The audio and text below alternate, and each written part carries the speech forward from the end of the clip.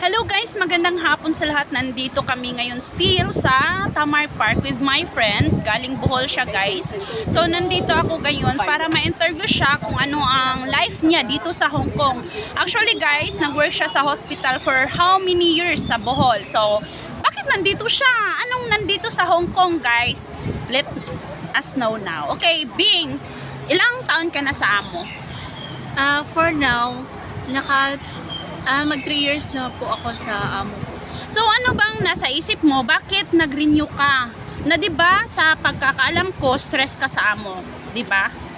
Opo, stress po talaga ako sa amo ko dahil halos wala akong tulog, walang pahinga. Overwork po talaga, tsaka lack of food. Then medyo maganda naman yung offer niya sa akin, kaya nirenew ko na lang siya. Tsaka about din po sa attitude nila, medyo nakaka-adjust na din po. So, di ba wala kang room, wala kang privacy? Paano ka makapahinga during night time? Pag may pasok po kasi ang mga alaga ko, ang start po ang gising ko po talaga is 5 o'clock. Then, matatapos po ako ng trabaho niyan, depende po, minsan 12, minsan nga po abutin ng 1, then gigising po ako ng 5 or 4:30, ganun po. So, nandito ka dahil sa isang pangarap, right? Opo. Anong pangarap na dala-dala mo hanggang ngayon? Kasi ganito, ang pangarap ko po talaga is makapunta ng pangarap ko po talaga makapunta ng Canada or US, ganun po. Kaya po ako nag-apply dito sa Hong Kong.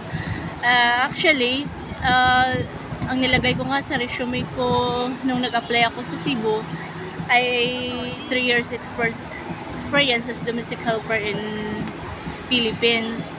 Then, sobrang struggle po kasi nung dumating ako sa amo ko, lagi niya akong pinapagalitan. Tsaka lagi niya akong sinasabihan na sigurado ka ba talaga na nagtatrabaho ka ng helper sa Pinas? Lagi niya akong pinapagalitan ng gano'n kasi wala talaga akong kaalam-alam eh. Wala ka, even sa pagluluto, wala talaga. Siyempre, pritong buwad nga na lang ang alam ko. Tsaka totoo. pritong itlog at tsaka noodles, ginamos, ganun. Kasi yun naman talaga ang laging ulam namin dahil mahirap lang din kami sa Pinas. Kaya medyo nahirapan ako nung una.